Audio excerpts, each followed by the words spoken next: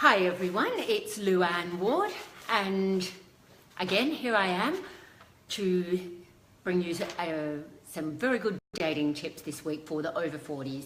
Okay, thank you for Cupid for allowing me to be here and share some of my knowledge with you after 25 years in working with singles in the capacity of human behaviour, body language, and understanding people's relationship challenges. When you come out of a relationship and you go back into the dating world, there's a lot of things that you've got to consider, and dating over 40 can be quite a daunting time because all we've got to compare it to if we have been married or in a long-term relationship, and we've often got into that relationship when we were young, spent a long time in there, and many people haven't been privileged to the big bad world of how much dating has actually changed.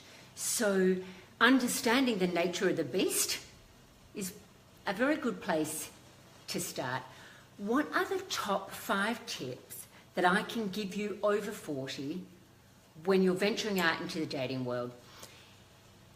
I guess a lot of these tips, doesn't matter whether you're 40, 42, 45, 50, 60, 70, it doesn't matter. The principles are exactly the same because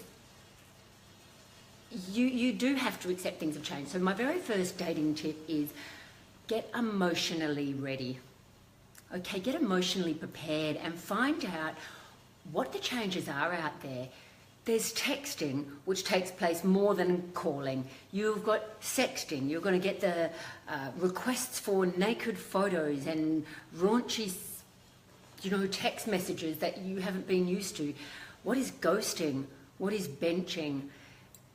If you're not emotionally prepared before you go into dating, you're going to find yourself in a very vulnerable position, which you definitely don't want, because dating should be fun, right?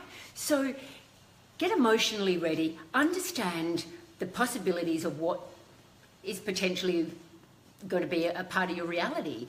And another part of reality is that the exclusivity of just because someone's dating you, it doesn't mean that you're the only person that they're actually dating. And I think for a lot of people coming out of relationships which have been monogamous and faithful, and the thought of dating 2 or 3 people at the same time is just completely out of the realms, whereas today that is not an uncommon thing. So keep your own codes, but understand that while someone's taking time to get to know you, they could potentially be getting to know 2 or 3 other people at the same time. So get emotionally ready.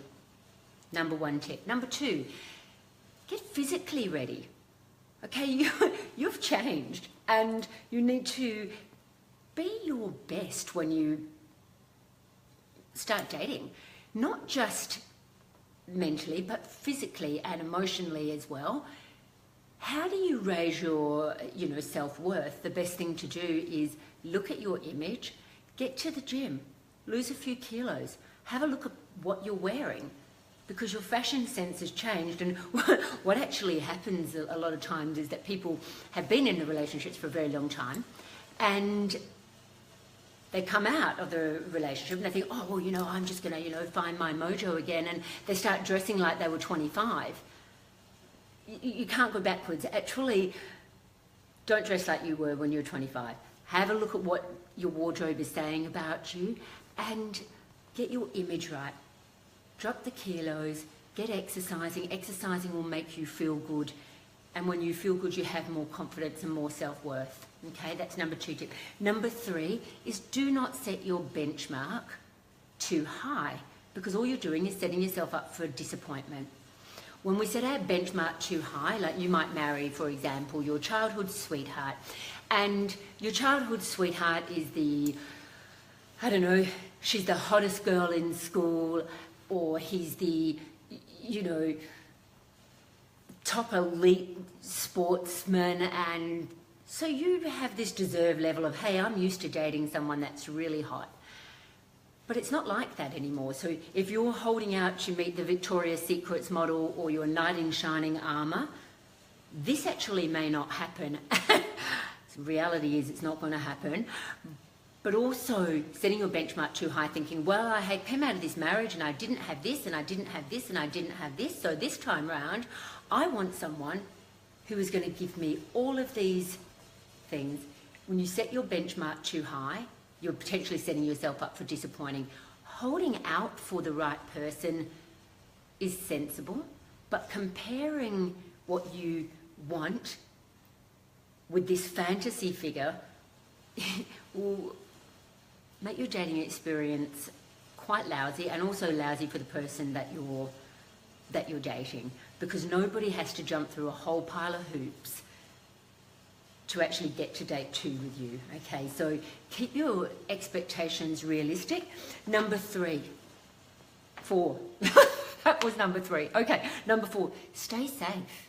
Okay, things have changed, and it's wonderful for a man to want to be chivalrous and pick a woman up. So if you're a guy and you're potentially getting to know somebody and you say to her, oh, I'll pick you up, and she rejects that, she's not actually rejecting you, she's just keeping herself safe. So be aware of not being too vulnerable and too trusting. Of course, you don't have to get a police clearance for somebody that you're dating, but just be aware. Okay, so before you set up a date, have a couple of phone calls if this is possible. Certainly have text messages. Ask the right questions. You don't have to interrogate them and get references, but certainly just know as much as you can about the person that you're dating. Don't give out your address and don't give out your surname.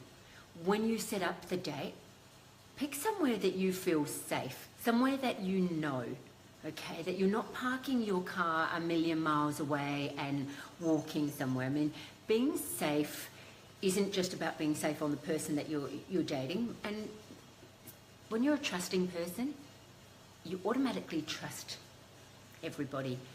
My advice is that a lot of the people that you're going to be meeting online are wonderful, honest, genuine people, but it pays to be safe, okay? So put your safety first.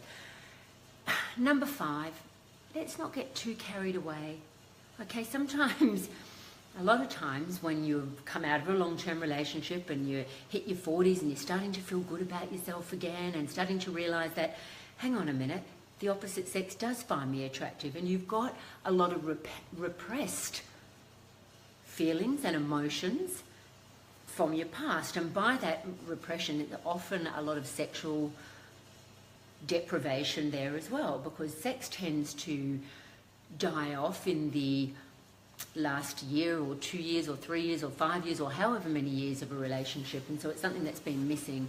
What happens is you can get yourself in a position where you meet somebody and get carried away with the moment.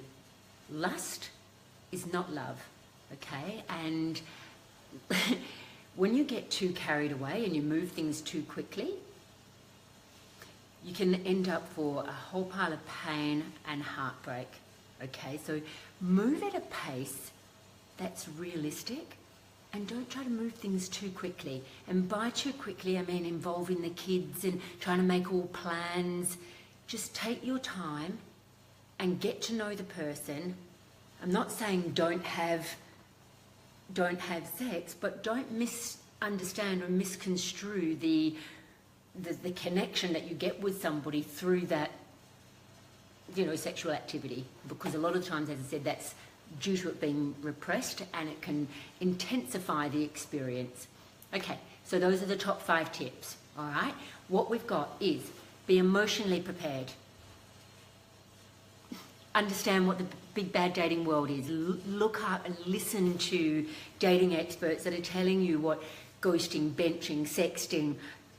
Stay in your own moral code, okay? Number 2, get physically ready. Exercise, smarten yourself up, think about how you're dressed, think about the experience that you want to have, and get it physically ready. Number 3, do not set your benchmark too high. It's better to get to know people, get to know yourself, and be realistic with what you bring to the table and what you're actually asking for yourself. Number 4, stay safe. Okay, it's probably my favourite tip for you. Just go slow, look for warning signs, be safe, and don't, number 5, do not rush. Okay, that you have all the time in the world, and yeah, don't move things too quickly. Okay, so there they are for daters over 40. If anybody's got any specific topic that they want to discuss, please let me know. You can reach out to me on luannwardmatchmaking.com.au or follow me on Facebook, and that's the same Facebook page, Luann Ward Matchmaking. I put up a lot of different videos, tips, blogs. You can get a world of information there. And Cupid has some wonderful, dating tips and all sorts of expert advice that you can tap into as well. So have a great week, everybody, and I look forward to seeing you all next week. Okay, bye.